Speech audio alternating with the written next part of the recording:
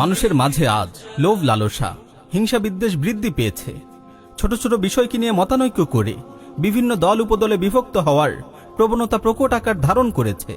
দিন যত অতিবাহিত হচ্ছে ততই স্রষ্টার সাথে বান্দার দূরত্ব তৈরি হচ্ছে।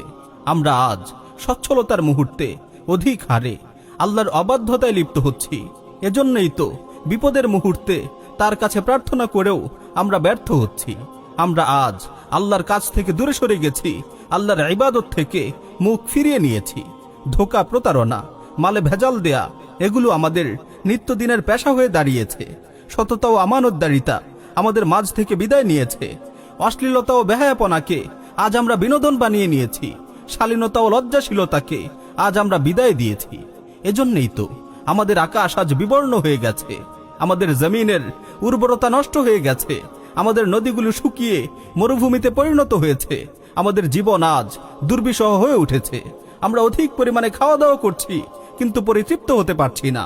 আমরা অধিক পরিমাণে সম্পদ উপার্জন করছি কিন্তু আমাদের সম্পদে বরকত হচ্ছে না।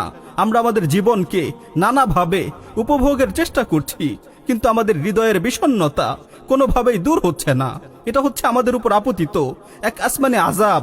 এই আযাবকে ততক্ষণ পর্যন্ত তুলে নেওয়া হবে না যতক্ষণ না আমরা আল্লাহর দিকে ফিরে আসব, আল্লাহর দিকে প্রত্যাবর্তন করব। আল্লাহ তাআলা পবিত্র কালামে মাজিদ ইরশাদ করছেন, ওয়া আনিবু ইলা রাব্বিকুম ওয়া আসলিমু লাহু মিন ক্বাবলি আন ইয়াতিয়াকুমুল আযাবু সুম্মা লা তুনসারুন। তোমরা তোমাদের রবের দিকে ফিরে আসো, তোমরা তোমাদের রবের দিকে প্রত্যাবর্তন করো এবং তার সামনে আত্মসমর্পণ করো। তোমাদের কাছে সেই আযাব আসার পূর্বেই যে আযাব চলে আসার পর তোমরা আর সাহায্য প্রাপ্ত হবে না।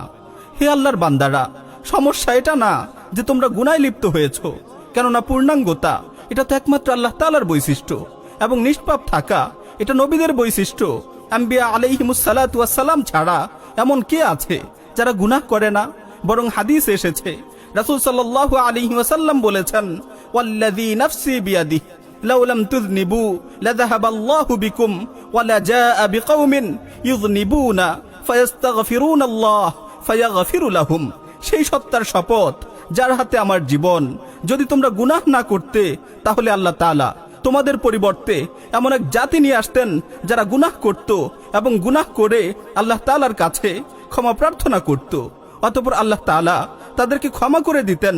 প্রিয় ভাই ও বোনেরা, সুতরাং বড় সমস্যা এটা না যে তোমরা গুনাহে লিপ্ত হয়েছ, বরং বড় সমস্যা হচ্ছে এটা যে তোমরা গুনাহ করার পর তাওবা না করে লাগাতার এই গুনাহগুলো করেই যাচ্ছ।